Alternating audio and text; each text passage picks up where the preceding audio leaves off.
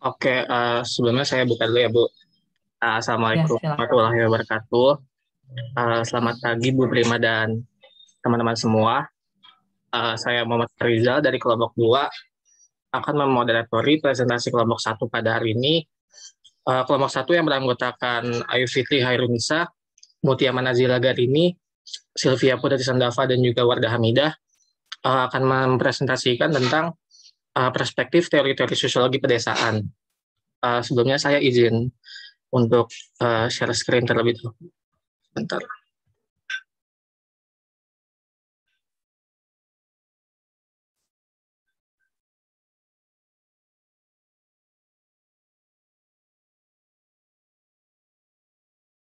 Oke, kepada kelompok 1 bisa langsung dimulai saja presentasinya ya.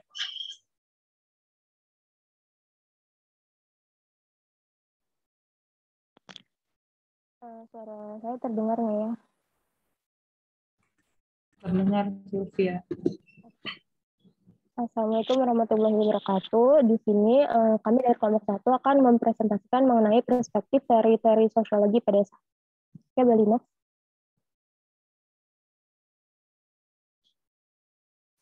Yang pertama, di sini ada perspektif struktural fungsional. Perspektif struktural fungsional ini memiliki ada 3 tokoh. Yang pertama ada Talcott Parsons. Nah, Talcott Parsons ini, menurut Talcott Parsons, masyarakat adalah suatu sistem yang saling berhubungan secara harmonis dalam menjaga keseimbangan seluruh sistem sosial. Nah, Parsons ini merumuskan 4 komponen dalam teori struktur fungsional yang disebut sebagai AGIL. Yang pertama ada adaptation, goal attainment, integration, dan latensi. Nah, adaptation di sini merupakan kehidupan sosial yang selalu berubah untuk menyesuaikan diri dengan perubahan-perubahan yang terjadi. Dalam sistem ini, subsistem yang dimaksud adalah ekonomi, yang mana difungsikan masyarakat dalam beradaptasi dengan lingkungan melalui kerja, produksi, dan alokasi. Melalui kerja ekonomi ini dapat menyesuaikan dengan lingkungan sesuai dengan kebutuhan masyarakat. Yang kemudian selanjutnya ada goal attainment. Nah, goal attainment ini merupakan sistem sosial masyarakat yang memiliki tujuan bersama yang ingin dicapai dengan sistem sosial tersebut. Nah, subsistem yang dimaksud dalam sistem ini adalah politik yang digunakan masyarakat untuk mencapai tujuan-tujuan. Dan kemudian yang ketiga ada integration. Nah, integration atau integrasi ini merupakan sistem sosial yang terintegrasi dan cenderung bertahan pada keseimbangan. Sistem ini terdiri dari sekolah dan keluarga yang menangani fungsi latensi dengan mengajarkan nilai dan norma pada aktor yang diinternalisasikan. Nah, sistem integrasi ini biasanya dijalankan oleh komunitas masyarakat. Kemudian yang keempat ada latensi. Nah, latensi ini merupakan sistem kultural atau kebudayaan yang merupakan adalah usaha untuk mempertahankan bentuk-bentuk interaksi yang relatif tetap dan setiap perilakunya itu diakomodasi melalui kesepakatan sebagai kekuatan yang mengikat elemen dunia sosial. Kemudian selanjutnya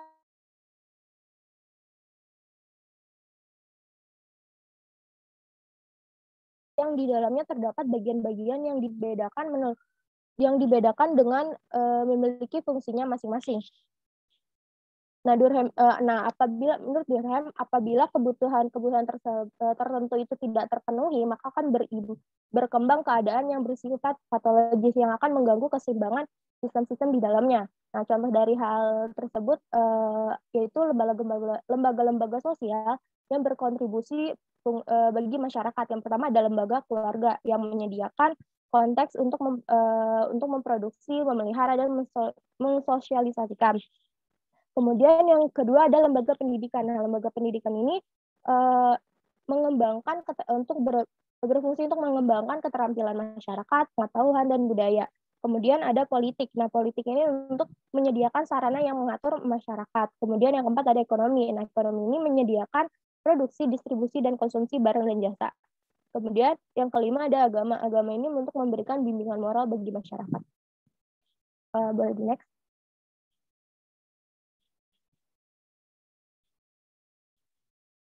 Tokoh selanjutnya ada Robert Merton. Merton memandang masyarakat itu dianggap terdiri dari bagian yang teratur dan saling berkaitan. Nah, Merton ini memusatkan perhatiannya pada kelompok organisasi masyarakat, dan kebudayaan dengan mengutip 3 postulat. Nah,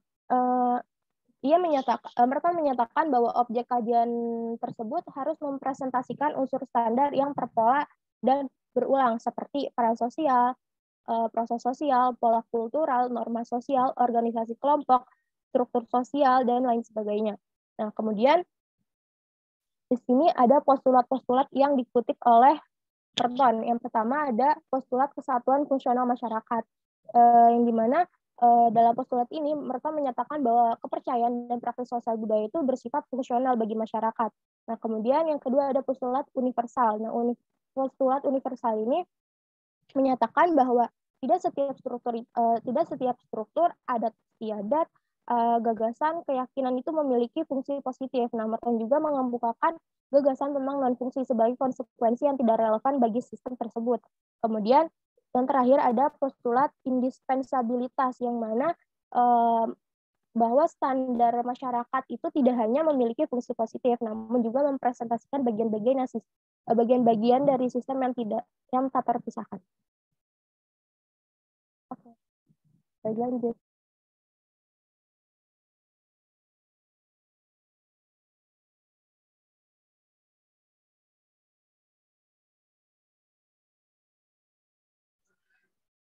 Ya, selanjutnya ada perspektif konflik. Jadi teori konflik ini kan merupakan teori yang memandang keteraturan dalam masyarakat terjadi karena pemaksaan oleh pihak yang berkuasa yang terdiri dari kelas pemilik modal, burjois, dan kelas pekerja miskin sebagai kelas proletar.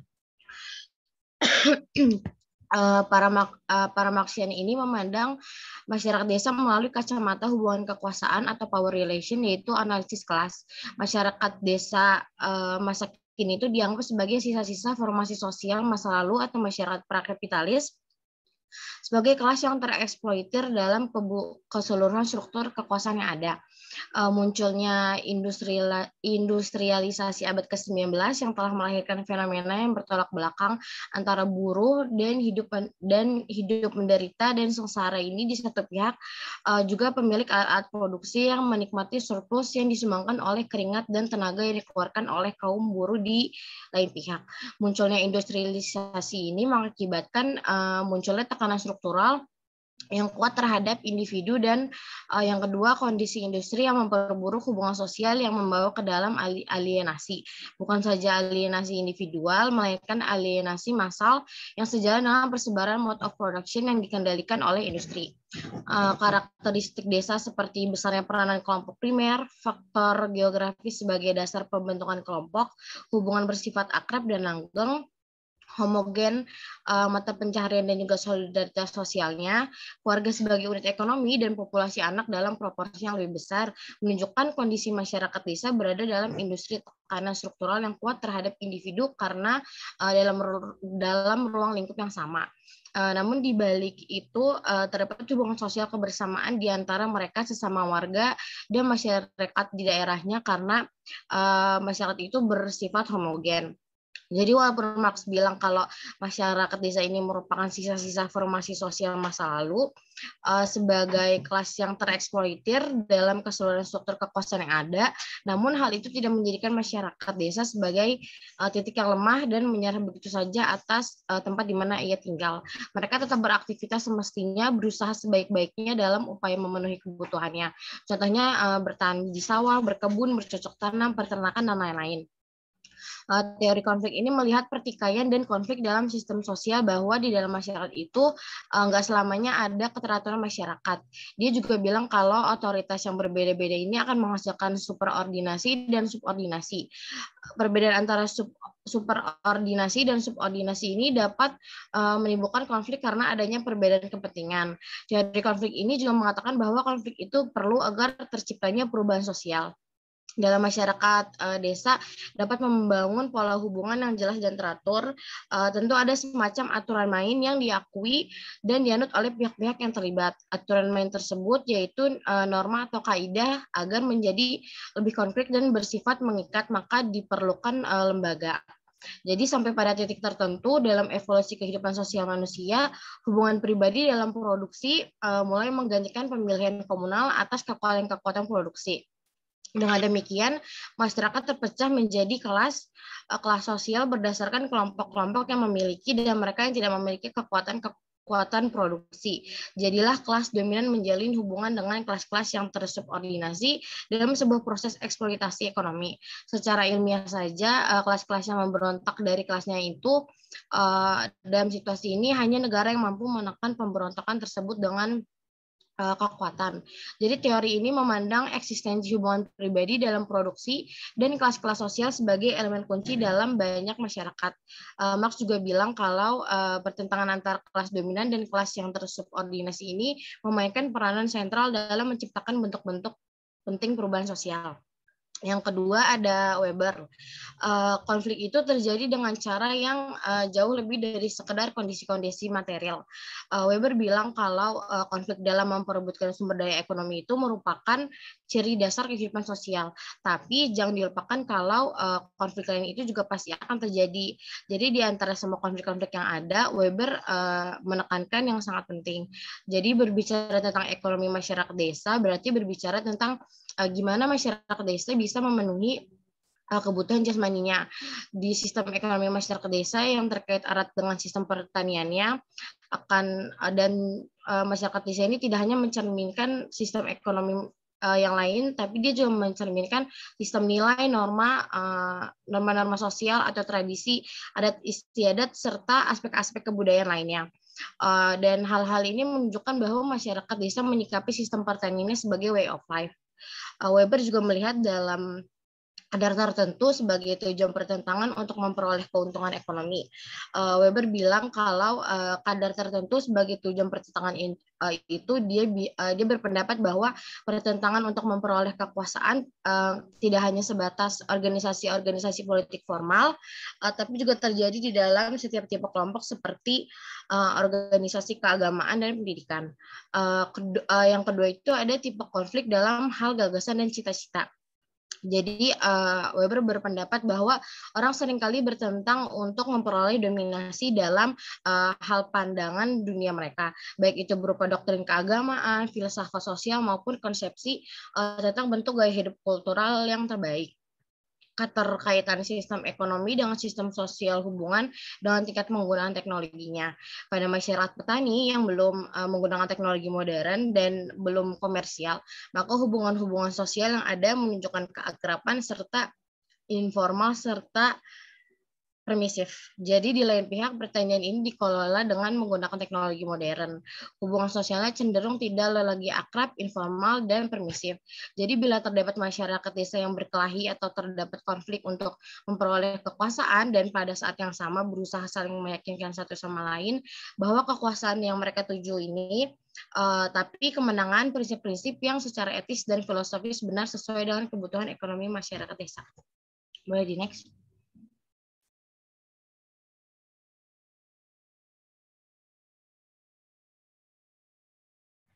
Selanjutnya ada perspektif interaksionisme simbolik. Jadi yang paling terkenal itu adalah karya dari George Herbert Mead yang menggarisbawahi 3 konsep kritis yang dibutuhkan dalam menyusun sebuah diskusi tentang teori interaksionisme simbolik.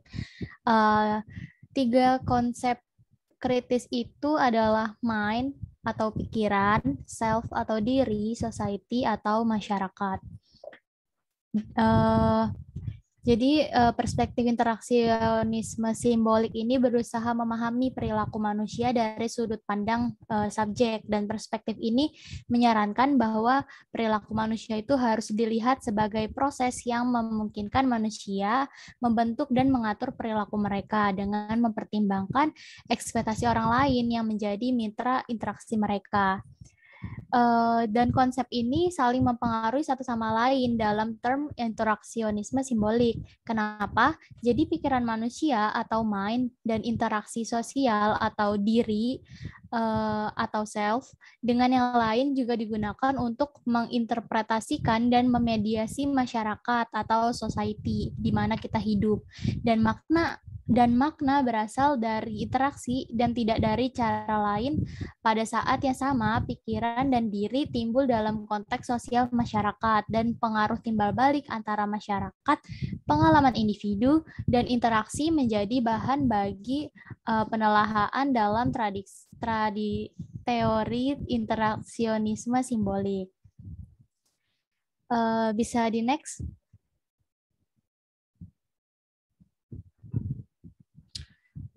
Selanjutnya ada interaksionisme simbolik, itu mempelajari sifat interaksi yang merupakan kegiatan sosial yang dinamis. Jadi manusia, bagi perspektif ini, individu itu sebagai yang bersifat aktif, reflektif, dan kreatif, menafsirkan, menampilkan perilaku yang rumit dan sulit dan diramalkan. Dan paham ini tuh menolak gagasan bahwa individu adalah organisme yang pasif, yang perilakunya itu ditentukan oleh kekuatan-kekuatan atau struktur yang ada di luar dari dirinya. Oleh karena itu, individu itu terus berubah, maka masyarakat pun berubah melalui interaksi. Jadi interaksilah yang dianggap sebagai variabel penting yang menunjukkan atau menentukan perilaku manusia, bukan manusia atau bukan struktur masyarakat.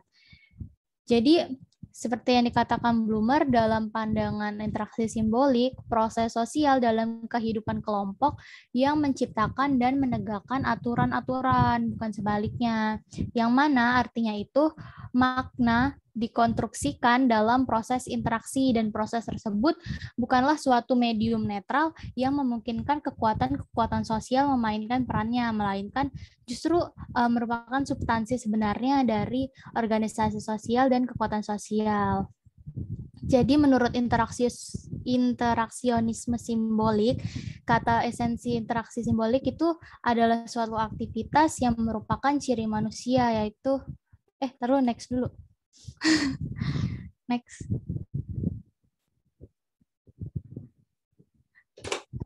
Jadi menurut teoritisi interaksi simbolik itu kehidupan sosial pada dasarnya adalah interaksi manusia dengan menggunakan simbol-simbol. Atau manusia berkomunikasi atau melakukan pertukaran simbol yang diberi makna. Dasar premisnya adalah yang pertama itu individu merespon suatu situasi simbolik. Mereka merespon lingkungan termasuk objek fisik dan sosial berdasarkan makna yang dikandung komponen-komponen lingkungan tersebut bagi mereka. Dan yang kedua, makna adalah produk interaksi sosial. Karena itu, makna tidak melekat pada objek, melainkan dinegosiasikan melalui penggunaan bahasa, yang mana bahasa itu timbul dari mind atau pikiran setiap individu, terus individu itu berinteraksi, dan interaksinya ada di masyarakat. Dan yang ketiga, makna yang diinterpretasikan individu dapat berubah dari waktu ke waktu sejalan dengan perubahan situasi yang ditemukan dalam interaksi sosial. Next.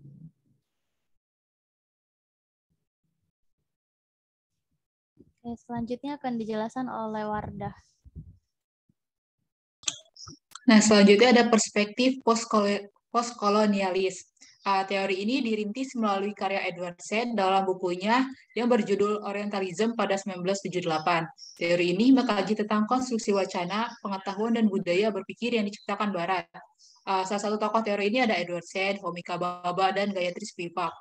Inti dari perspektif ini adalah negara dunia ketiga harus melepaskan diri dari paham-paham negara jajahan yang masih dianut.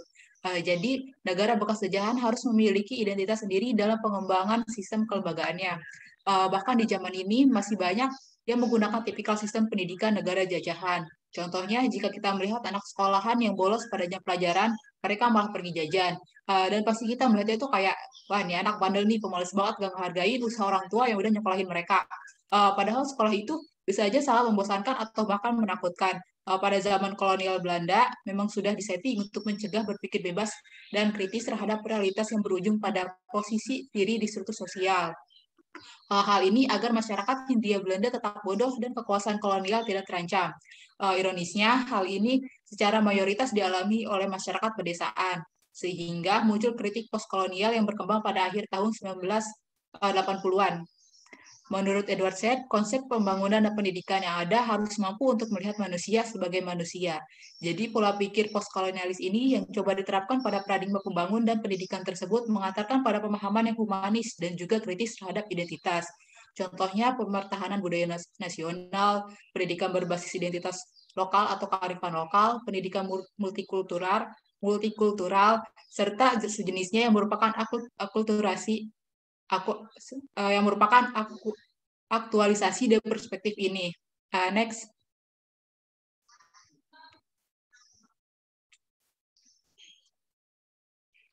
Selanjutnya ada perspektif postmodern. Postmodern dianggap kritik terhadap pengembangan rasional terhadap masyarakat modern. Tokoh-tokoh dalam perspektif ini ada Michel Foucault, Pierre Bourdieu, Jean Baudrillard, dan Lyotard. Mereka ini banyak mengembangkan teori-teori dari tokoh-tokoh sebelumnya yang dianggap modern. Foucault dan Nietzsche menganggap bahwa ilmu pengetahuan terkait dengan kekuasaan. Sedangkan sains dianggap sebagai salah satu contoh ranah yang dilibatkan untuk membedakan yang benar dan yang palsu. Menurut Bourdieu, social class atau the ruling and intellectual class melindungi privilege sosial mereka dari generasi ke generasi. Nah, di sini maksudnya social mobility yang tinggi tercapai melalui pendidikan. Kayak aksen, tata bahasa, spelling, dan style merupakan faktor utama dalam social mobility. Next.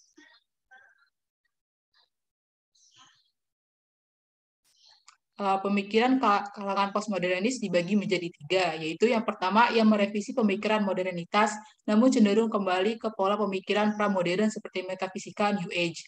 Yang kedua, pemikiran yang terkait dengan dunia sastra dan linguistik.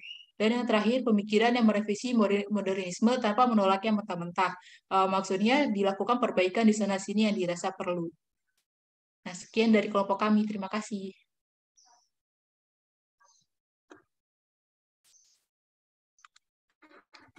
Oke, terima kasih kelompok 1. Oh, ini ya, Fahrizal. Silakan Fahrizal. Iya. Maaf, jadi saya potong. Ini untuk penyebutan pertanyaannya apa di sini apa langsung di WA grup aja ya, Bu? Oke, ini saya sedikit nambahkan materi dulu ya, Fahrizal. Jadi nanti mungkin tidak perlu saya lampirkan gitu materinya. Jadi nanti hanya tinggal diskusi ya. Jadi saya izin PowerPoint, share screen untuk penjelasan dulu materi. Jadi nanti teman-teman tinggal diskusi dan presentasi ya. Jadi sambil menyiapkan pertanyaannya nih untuk kelompok 1, silahkan. Kemarin saya bilang ke Mutia maksimal 5 pertanyaan, tapi kalau misalnya ada lebih dari 5, dipersilahkan, tapi dibikin berapa sesi ya, 2 sesi mungkin ya. Kayak gitu ya, teman-teman. Nanti teknisnya Fahrizal bisa memoderatori lagi di WA group. Oke, untuk materi hari ini saya coba share screen dulu sedikit sebelum kita diskusi, menambahkan dari kelompok 1.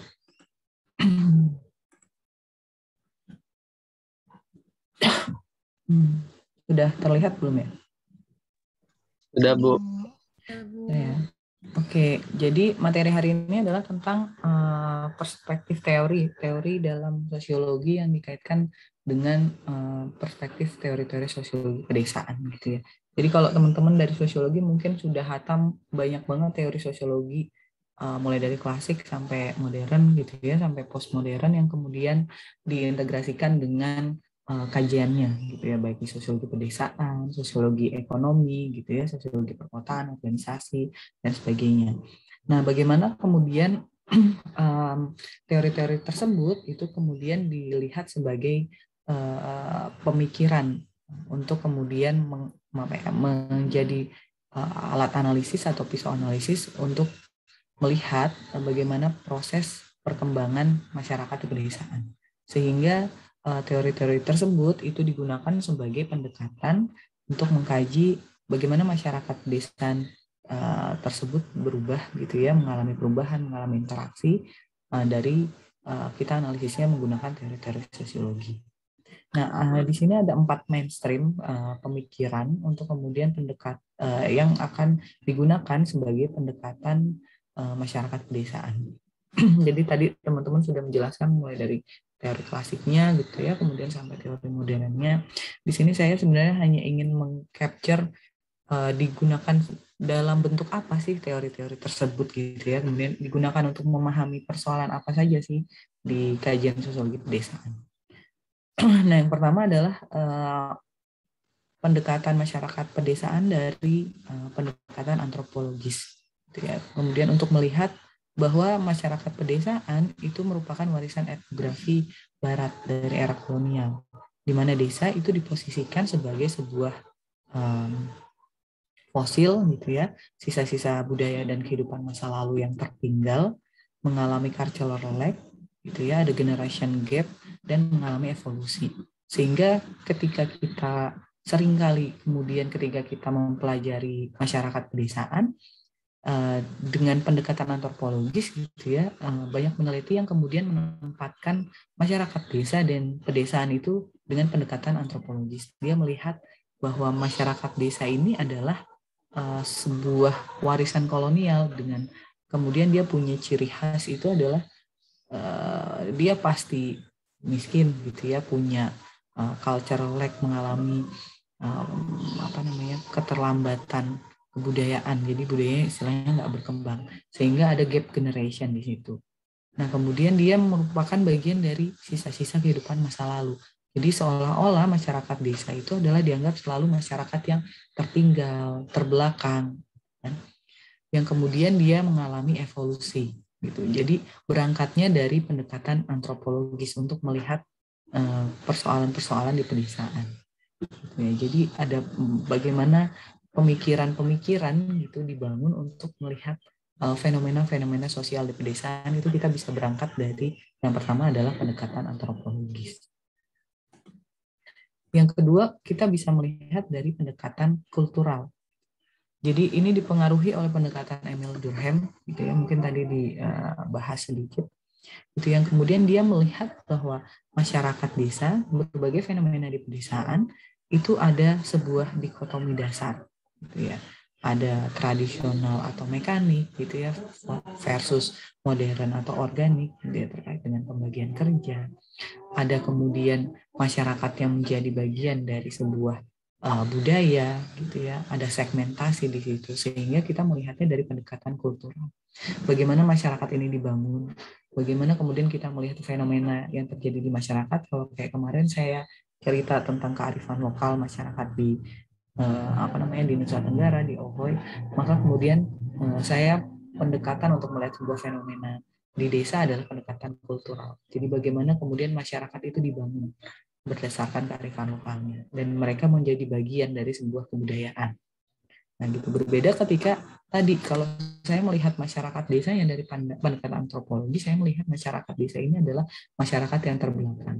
Jadi kalau teman-teman mungkin pernah ngobrol sama orang, kemudian dia melihat bagaimana dia memandang sebuah desa, gitu. Pendekatannya beda-beda. Ada yang melihat memandang ketika bicara desa maka kita bicara masyarakat yang tertinggal, gitu kan, masyarakat yang terbelakang.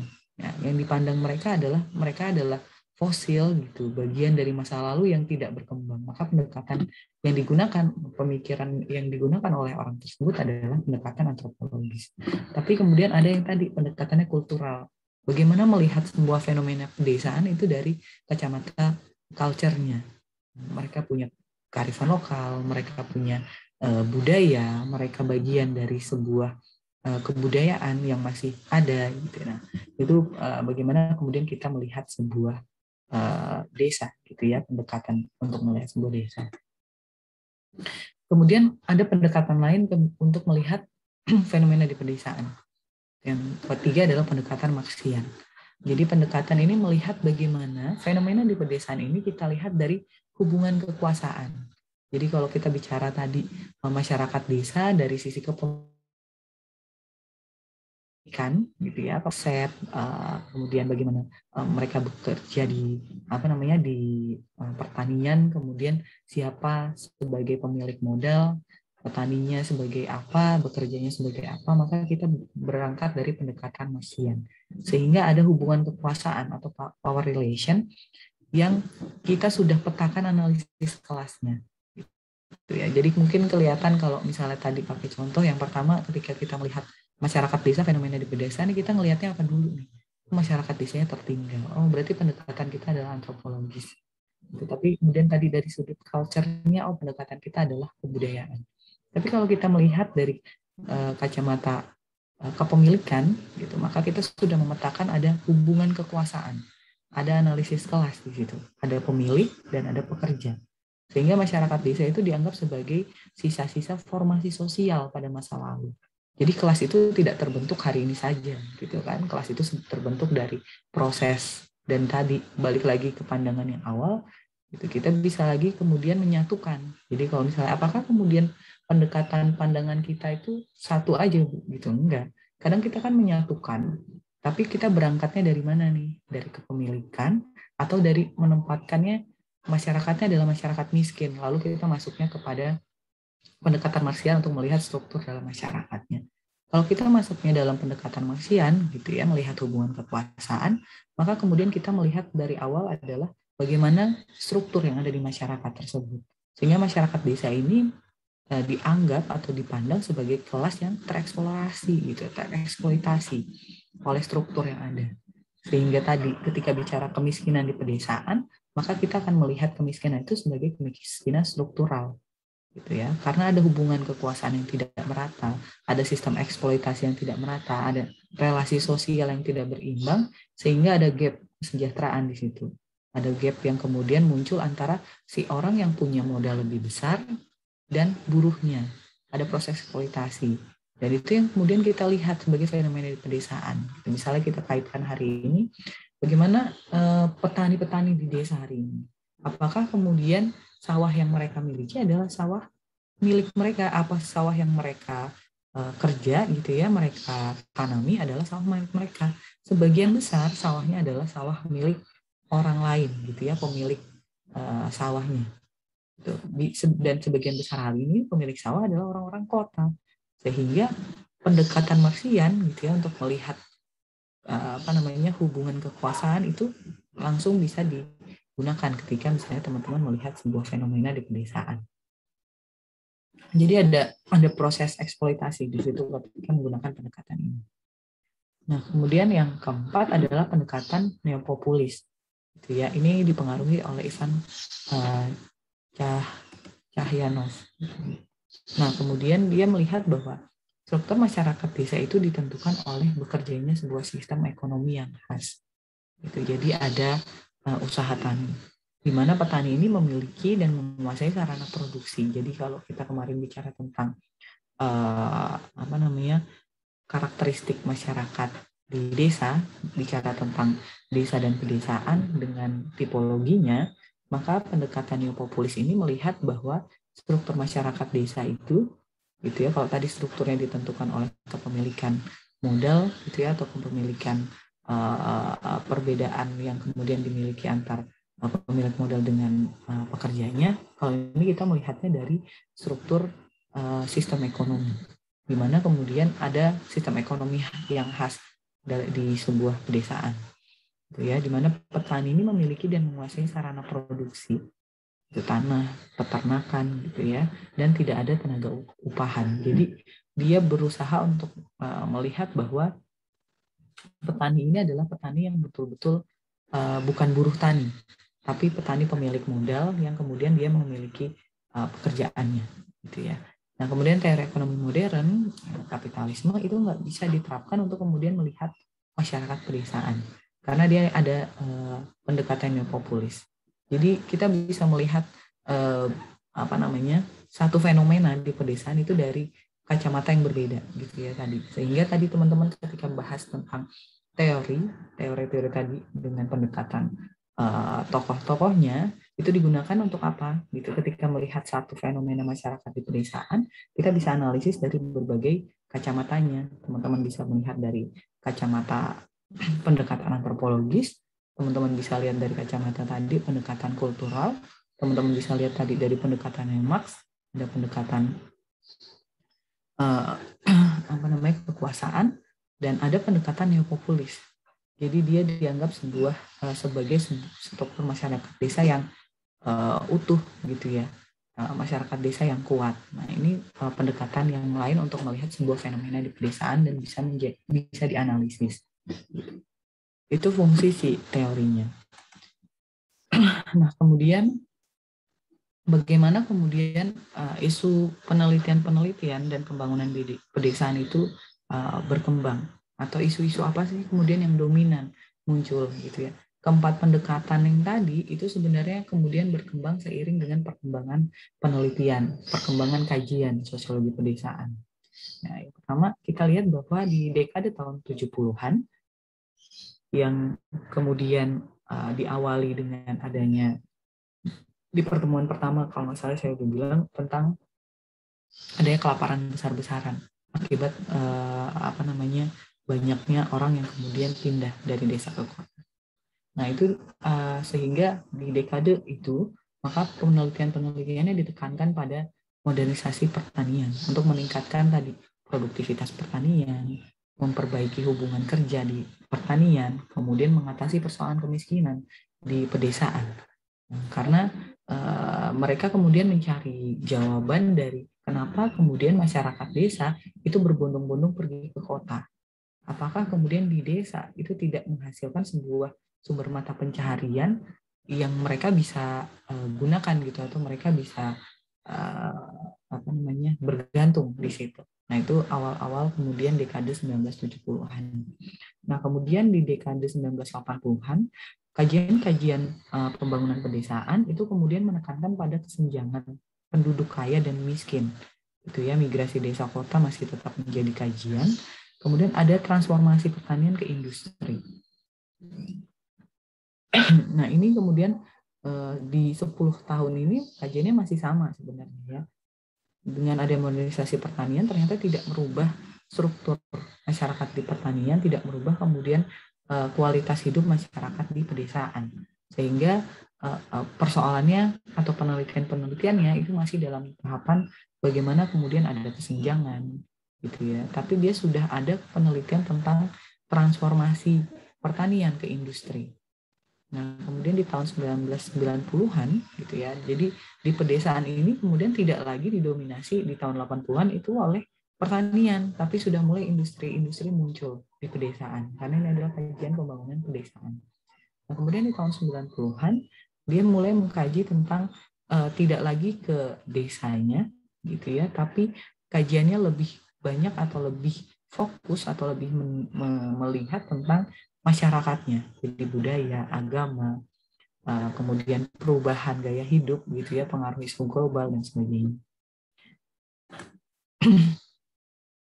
Nah, sehingga kalau kita lihat dari 3 dekade ini, perbedaan 10 tahun itu kemudian bisa terlihat ada perbedaan isu yang kemudian dibangun dalam kajian-kajian pembangunan pedesaan.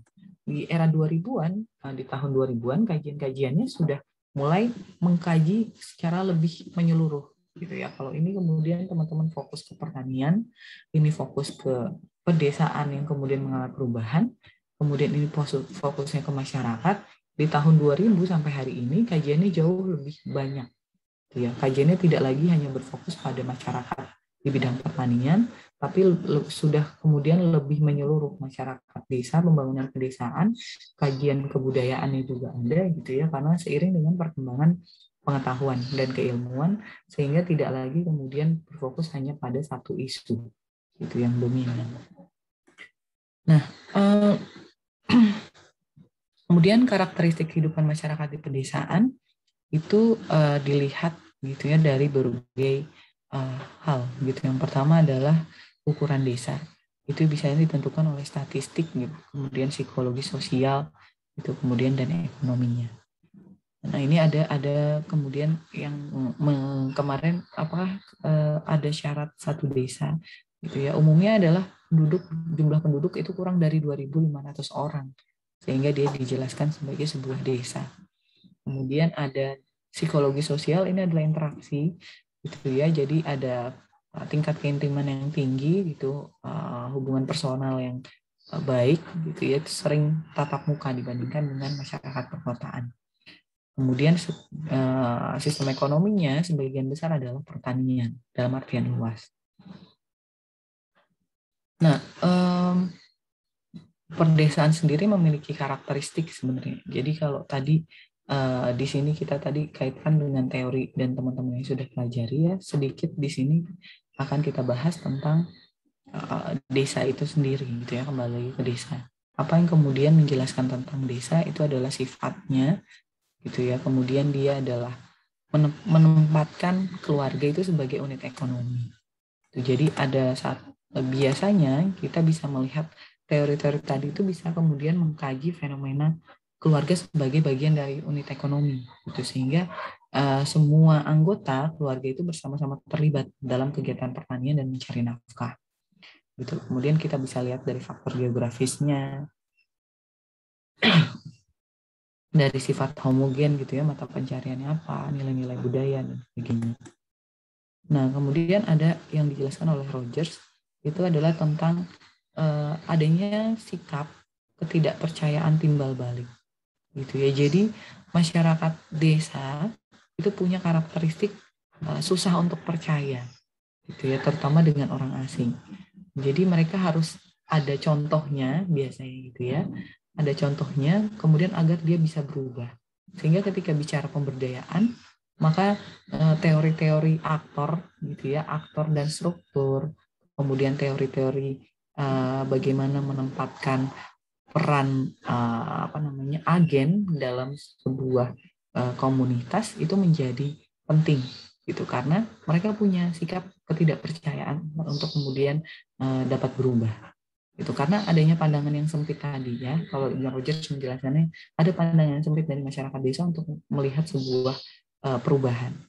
Nah, kemudian ada ketergantungan, tapi dia juga curiga gitu ya dengan pemerintah.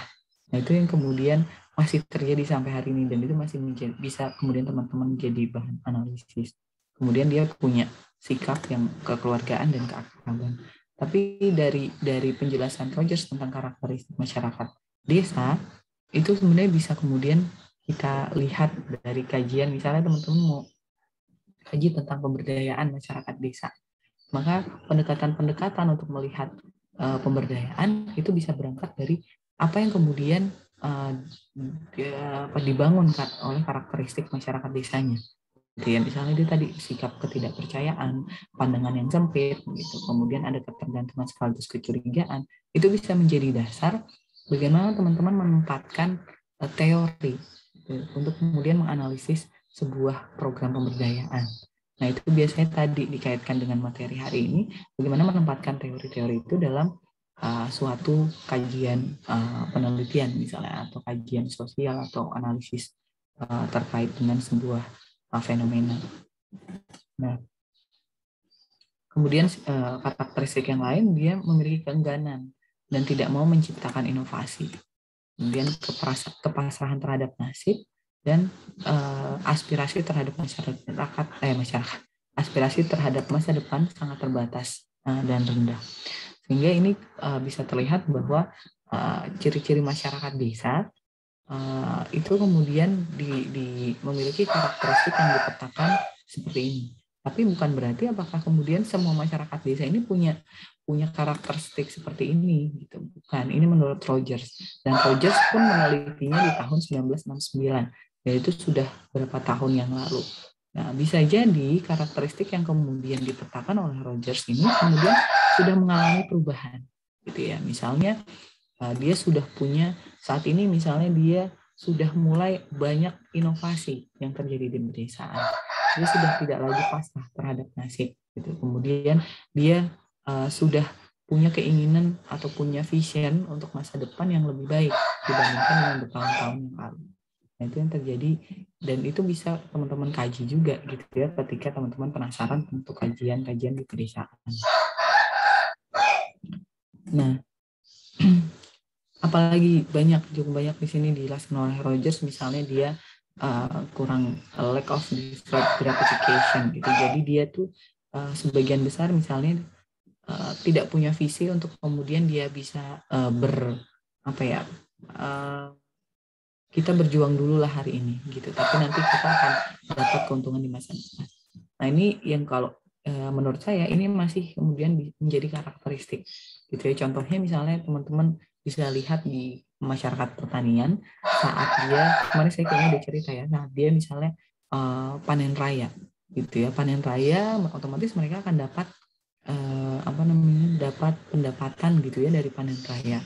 Tapi yang mereka lakukan tidak kemudian menyisihkan. Nah, itu kemudian bagaimana itu menjadi sebuah budaya, kebiasaan yang kemudian membudaya dan itu kemudian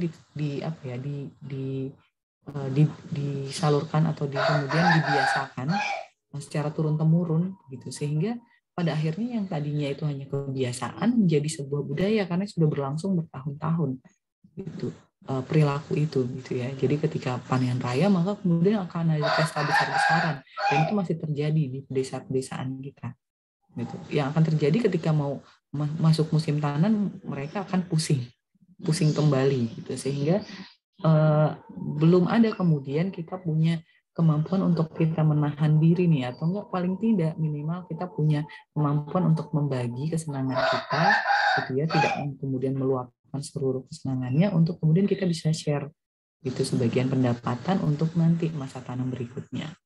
Nah, kemudian pandangan terbatas dengan dunia luar kayaknya ini sudah tidak lagi relevan gitu ya kalau kita lihat, apalagi di era teknologi informasi sekarang, karena masyarakat desa pun yang memiliki akses gitu ya, itu sebenarnya sudah punya informasi. Even kayak kemarin yang di Pulau Tunda, dia tidak ada akses televisi gitu ya, karena nggak ada listrik, maupun tidak ada akses handphone, tapi informasi tentang sesuatu yang cenderung baru gitu ya, kita nggak ngomongin sesuatu yang real time baru. Kalau kayak sekarang misalnya dengan teknologi digital, kita tahu itu informasi hari ini nih di Amerika lagi ada apa, hari ini misalnya di dunia lain gitu, di luar negeri gitu misalnya lagi ada apa, atau enggak misalnya ada berita apa, kita bisa tahu suatu kejadian real time. Tapi di daerah yang even dia nggak punya sumber informasi gitu, atau enggak sumber informasi yang terbatas, informasi terhadap dunia luar itu sekarang sudah jauh lebih mudah gitu, karena interaksi misalnya orang yang keluar masuk desa gitu, misalnya dia bekerja sebagai nelayan, kemudian dia menjual hasil tangkapan ikannya di darat gitu, di darat maksudnya di Jawa, maka kemudian ada komunikasi di situ, sehingga dalam proses komunikasi ada informasi yang dia peroleh dari informasi situ. Kemudian karena kita bicara tentang masyarakat desa di suatu pulau, nah informasi itu jauh lebih mudah untuk menyebar ya. Misalnya dalam pemilihan pilpres, bagaimana waktu itu saya sempat tanya tentang bagaimana pandangannya tentang pilpres kemarin.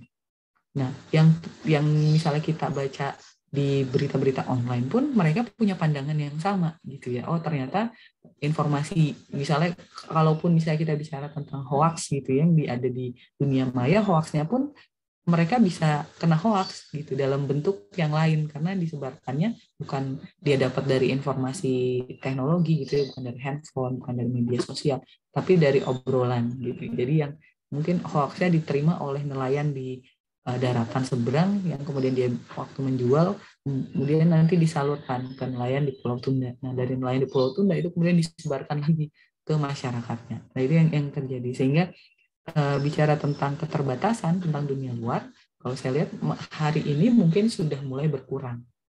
Even dia misalnya di daerah-daerah terpencil, terluar, kemudian tertinggal, kecuali dia misalnya memang tidak mau bergabung dengan masyarakat luar gitu ya, seperti misalnya masyarakat adat di Jambi gitu ya, suku anak dalam, itu pun sebenarnya mereka mendapatkan informasi gitu ya, karena ada yang kemudian datang ke sana memberikan pendidikan. Nah, itu yang sekarang sebenarnya keterbatasannya sudah mulai bisa diatasi gitu ya di pedesaan. Nah, kemudian ada kurangnya sikap empati. Empati di sini bukan berarti mereka tidak kemudian peduli dengan orang lain. Kita tahu bahwa masyarakat di pedesaan itu punya kepedulian yang tinggi. Empati di sini seringkali mereka menempatkan dirinya adalah yang paling miskin gitu ya, yang kemudian yang paling kalau misalnya kita dari kota datang ke desa, maka kemudian ada jarak yang disebut sebagai jarak psikologis gitu ya, pengetahuan yang terbatas itu, sehingga even misalnya kita jauh mengalami kesusahan, mereka tetap menganggap bahwa kita berada.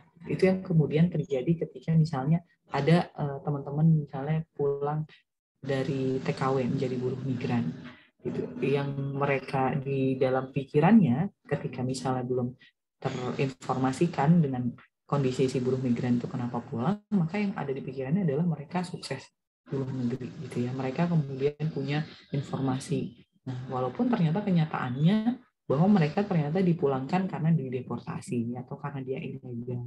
Nah, hal seperti itu yang kemudian dijelaskan sebagai kurangnya sikap empati karena ada jarak sosiopsikologisnya. Nah, kemudian ada kecenderungan psikologis masyarakat desa. Jadi kecenderungan rendah diri terhadap orang luar, gitu ya. Kemudian sikap orang tua yang seringkali otoriter, kurang peduli terhadap orang lain. Ini biasanya kurang peduli itu definisinya abstrak gitu. Tapi kalau teman-teman sering ke desa, ini akan lebih paham gitu. Kurang peduli itu misalnya mereka lebih mementingkan diri mereka sendiri untuk kemudian bisa mencukupi kebutuhan mereka hari itu. Kemudian konservatif, toleran terhadap nilai kelompok sendiri, tapi tidak toleran tadi kepada nilai kelompok yang lain. Kemudian pasrah dan kurang kontak dengan dunia dan budaya luar. Ini masih ada beberapa yang mengalami kekurangan kontak gitu ya. Oke, yang terakhir adalah kemiskinan di pedesaan. Itu ada bias atau prasangka gitu ya. Seringkali peneliti itu mengalami bias ketika membahas tentang desa. Bias ruang, bias kota gitu. Apalagi teman-teman dari Jakarta ketika datang ke desa itu seringkali bias perkotaan itu luar biasa gitu ya. Bias ruang. Kita bicara tentang desa itu masih pikirannya atau perspektifnya itu masih perspektif masyarakat kota. Dan kemudian bias project ini yang kemudian ketika kajian penelitiannya itu adalah berbasis project. Nah, kemudian bias kelompok sasaran. Seringkali kita misalnya mengkaji tentang suatu kelompok yang dimana kelompok tersebut adalah sebagian besar adalah perempuan yang bekerja di situ. Tapi kemudian ketika kita meneliti perempuan tersebut karena faktor budaya patriarki sehingga mereka tidak berani untuk kemudian bicara tentang dirinya. Sehingga yang muncul adalah bias gender. Laki-laki yang kemudian hadir untuk membicarakan diri si perempuan-perempuan tersebut. Nah, itu seringkali terjadi ketika kita meneliti di pedesaan gitu ya. Ini adalah bias-bias. Sedikit materi tambahan dari saya untuk melengkapi tadi materi kelompok 1. Itu nanti saya kembalikan nih ke Fahrizal. Silakan Fahrizal. Ini materi tambahannya ada ya. Iya, oke. Stop share dulu. Iya. Mungkin setelah ini bakal kita lanjut di WhatsApp group untuk sesi tanya jawabnya, dan sudah ada beberapa juga yang mengirimkan pertanyaannya lewat chat pribadi ke saya. Mungkin bisa langsung leave aja ya teman-teman buat pindah ke WhatsApp grupnya. Oke ya. Berarti kita ketemu di WhatsApp group ya. Teman-teman, terima kasih untuk hari ini. Nanti dipandu lagi ya Pak Rizal. Assalamualaikum warahmatullahi wabarakatuh. Waalaikumsalam warahmatullahi wabarakatuh. Terima kasih Bu.